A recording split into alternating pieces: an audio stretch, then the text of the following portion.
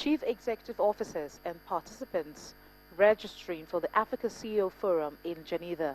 The CEO of the forum, Mr. Amir Ben Yahmed, tells us why the theme Africa's New Economic Environment was chosen. It's been its third edition.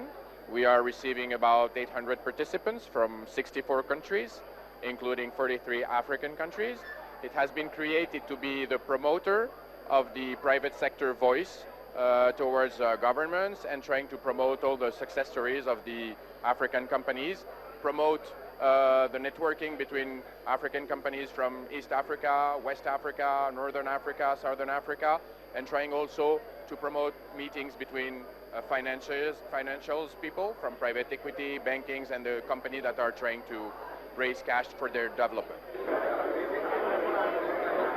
Taking a cue from the last edition, Mr. Yahmed noticed that the event records increased participation each year. We have about 15% increase in attendance each year. We keep the same quality. It's reserved for CEOs. So I think the figures speak for themselves.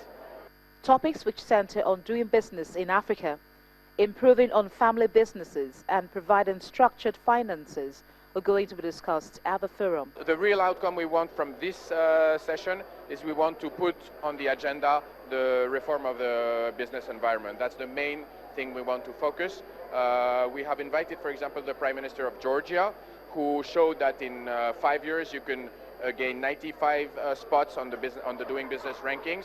So we want to show that it's possible to be among the top 50 reformers and also to do it very quickly. It's the third edition of the Africa CEO Forum holding here in Geneva, Switzerland.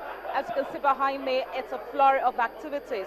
CEOs from various countries, from many companies are represented here, discussing business strategies and how to move their various economies forward.